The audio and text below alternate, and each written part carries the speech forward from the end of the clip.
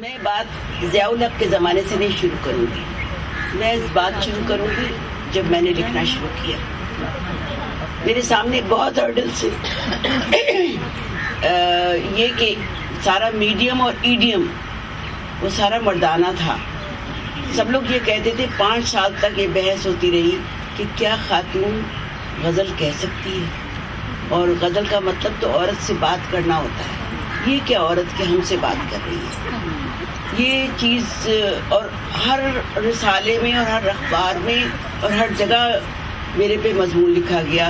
اس طرح میں نان ڈیزائرڈ وہ ایلیمنٹ ہو گئی کہ جس کے بعد شکر ہے اللہ کا کہ فہمیدہ آ گئی، اور فہمیدہ نے جب نظم لکھی لاؤ اپنا ہاتھ ذرا، تو سارے مردوں کے ہاتھ جو تھے کانوں سے اوپر بھی ہو گئے، کہ انہوں نے کہا کہ یار یہ نظم لکھی ہے، دیکھو نا کوئی بات ہوئی نا عورت کے نظم لکھنے کی، اور نظم کی نوعیت پہ نہیں تھا، وہ صرف اس لائن پہ تھا کہ لاؤ اپنا ہاتھ ذرا۔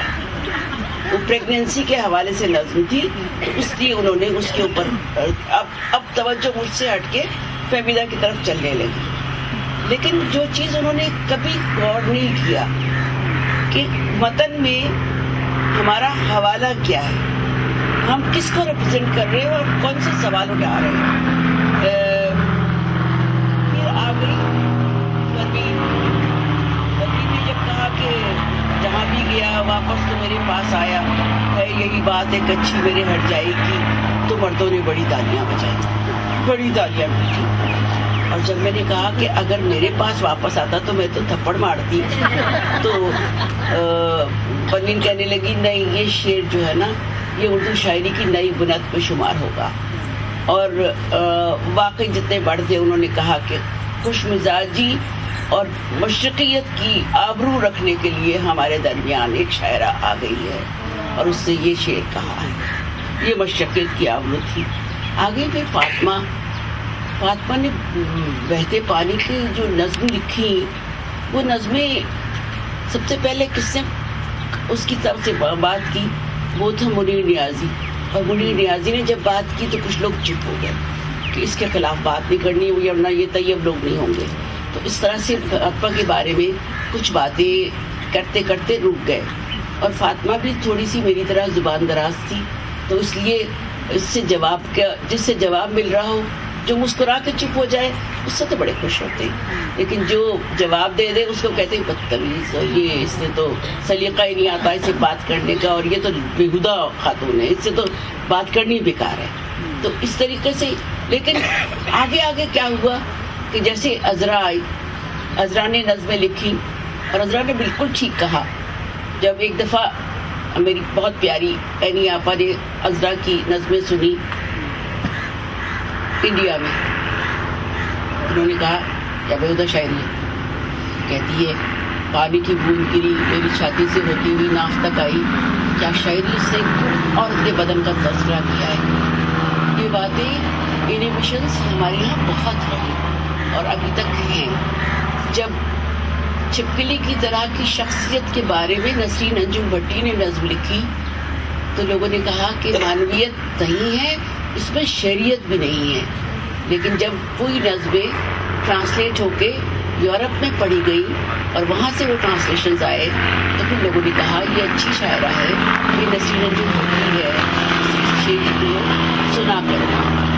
اسی طرح آہستہ آہستہ جو چیز تھی وہ پھیلتی چلی گئی کہ عورتوں کے ایشوز، بیکاز مارشل لاء کے زمانے میں ہم نے ایک رسالہ نکالا، اس کا نام تھا احتساب۔ اس کے اوپر میں نے لکھ دیا کہ حبس کے ماحول میں پرندے بھی مر جاتے ہیں، اور نیچے لکھ دیا حدیث۔ بھئی ابو ہریرہ کی کوئی 5000 حدیثیں، کوئی تو ایسی حدیث ہوگی نا، غلط بات تھوڑی تھی۔ 6 لاکھ حدیث تو وہ کوئی تو ہوگی، تو وہ چونکہ سینسر سے پاس کروانا تھا اس لیے وہ سینسر سے پاس ہو گیا۔ اب جیسے وہ کہہ رہی تھی کہ بستر پہ ایک بھی دکھا سکتے، جو یوسف کی ایک نظم تھی جو سینسر سے پاس ہونے کے لیے، اس میں لفظ تھا آج شب ہم گزار لیں گے، تو انہوں نے کہا جی شب کا لفظ کاٹ دیں۔ تو میں نے کہا دن رکھ دیں. کہنے لگے ہاں یہ دن ٹھیک ہے. تو میں نے کہا آپ کی اطلاع کے لیے دن میں رات شامل ہوتی ہے. فہمیدہ کی جتنی نظمیں میں نے چھاپی اس پہ میں نے رکھ دی تھی رضیہ فہمیدہ ریاض کی جگہ رضیہ ریاض. وہ پاس ہو جاتا تھا. پھر میں رضیہ کی چٹ اتار کے اس کے اوپر پھر دوبارہ فہمیدہ لگا دیتی تھی تو پھر وہ چلا جاتا تھا. ہم نے ایک کتاب نکالی کہ جو بھٹو صاحب کی شہادت کے اوپر کہ تمام شاعروں خواتین و حضرات سب نے لکھی تھی نظمیں. وہ ہم نے نظمیں چھاپی تو اس میں ہم نے اپنے نام نہیں لکھے کیونکہ پہلے ہی ہم لوگوں کو جیل ہو رہی تھی اور ہم لوگوں کو سینسرشپ تھی اور میرے پیچھے تو ملٹری لگی ہوئی تھی اور پولیس لگی ہوئی تھی. تو میں نے اپنا نام لکھا کاف نون. تو ایکسپلینیشن آ گئی منسٹری سے کہ یہ آپ نے نظم بھٹو کے حق میں کس طرح لکھی. میں نے فوراً جواب دیا میں نے تو نہیں لکھی. انہوں نے کہا پھر یہ کیس کی ہے. میں نے کہا جی یہ تو کوثر نیازی کی ہے.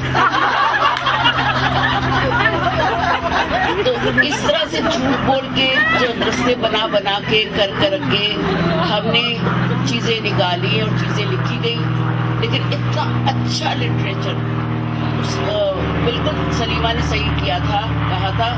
میں تو دعا دیتی ہوں ضیاء الحق کو کہ اس نے ہماری ایڈیم کو مردوں میں بھی بدلا ورنہ ان کا رومانس تو 80 سال کی عمر میں بھی نہیں ختم ہوتا تھا. وہ تو دانت جھڑے ہوئے پھر بھی کہتے تھے کتنی اچھی لگ رہی ہے. اور اس کے علاوہ اور کوئی بات نہیں. لیکن عورتوں نے جب شعر کہنے شروع کیے اور اپنے طرز پہ شعر کہے اور ان کو سمجھایا اور جب بیٹی کے ہونے کے اوپر بھی جو شعر یا عشرت نے کہے عشرت فاطمہ نے کہے عشرت آفری نے کہے یا فاطمہ نے کہے تو اس وقت پھر امجد اسلام کو بھی خیال آیا اس نے بھی اپنی بیٹی پہ ایک نظم لکھ دی. اب کیا مردوں میں ہونے لگا ہے عورتوں کے مقابلے میں انہیں ماں بہت یاد آ رہی. اب ماں کے اوپر شعر لکھتے ہر شاعر لکھ رہا ہے ماں میری ایسی ہے اور ماں میری ویسی ہے. اور جو عورت شاعرات ہیں ان کے بارے میں کرتے ہیں ایک پیراگراف لیتے ہیں اس میں ساری شاعرات اور اسی طرح افسانہ نگاروں کے بارے میں ایک پیراگراف میں ان سب کے نام لکھ کے کہہ دیا یہ بہت اچھی شعر لکھی. That's it. ابھی تک جبکہ اس سے پہلے کہ دنیا بھر میں ہوا کہ تھیسس لکھے گئے ڈاکٹریٹ لکھے گئے میرے اوپر فہمیدہ کے اوپر اور سب کے اوپر تو پھر لوگوں کو نے تھوڑی سی شرم آئی اور تھوڑی سی شرم کے بعد اب نام ذرا الگ لکھنے لگے ہیں. لیکن یہ کہ وہ جو ایک مائنورٹی کا سیکشن تھا اس سے ابھی تک ہم باہر نہیں ہوئے ہیں. جو تازہ لکھنے والی ہیں اس میں جیسے عطیہ بھی ہے اور جو عذرا نے پورا اپنی بچپن لکھا اور جیسے عطیہ نے اپنی زندگی کا احوال لکھا. کوئی سوچ سکتا تھا کہ ایک مؤذن کی بیٹی عطیہ داؤد بن کے ابھرے گی؟ کوئی سوچ سکتا تھا کہ ایک گھر میں چھوٹے سے گھر میں پلنے والی عذرا عباس ایسی زبردست نظمیں لکھے گی؟ اور پھر ہمارے یہاں اب نئی جو آج شام جو سنیں گی شاعرات پوری لغت بدلی ہوئی ہے اور اس لغت کو تبدیلی کو دیکھ کے جب سربت نے پنجابی میں نظمیں کہنی شروع کی اور بچپنے میں نہیں کہنی شروع کی بچے پالنے کے بعد کہنی شروع کی تو احمد فراز جیسے لوگوں نے بھی جو رومانٹسزم کے علاوہ کچھ جانتے نہیں تھے انہوں نے کہا یہ کچھ شاعری کی نئی قسم ہے جو سامنے آ رہی ہے. قسم کہا یہ نہیں کہا کہ نئی شاعری ہے. تو یہ چیزیں جو ہیں ان لوگوں کی ہم سب کے سامنے ایک بودھ رکھ کے ہوتی رہی ہیں. لیکن اللہ کا شکر ہے کہ شاعری کے ذمے جو نئی لغت مرتب ہو رہی ہے دنیا بھر میں. جب میری دوسری کتاب آئی وہ 71 میں آئی تھی تو انیس زاگی جو بہت سخت عورتوں کے خلاف تھا اس نے کہا یہ تو ساری ایریکا یونگ سے لی ہے. ایریکا یونگ کی کتاب 1973 میں آئی تو میں نے کہا یار وہ 2 سال پہلے اس نے کنسیو کر لی ہوگی میری نظمیں تب لکھ دی ہوں گی اس کے علاوہ تو نہیں ہو سکتا کہ وہ پہلے سے لکھ دیتی. تو یہ نہیں کہیں نہ کہیں سے کسی کے اوپر یہ بودھ لگانا اور یہ سلسلہ کرنا چلتا رہا ہے اور یہ چل رہا ہے ابھی تک. شام کو آپ اس کی بقیہ تفصیلات دیکھیں گے.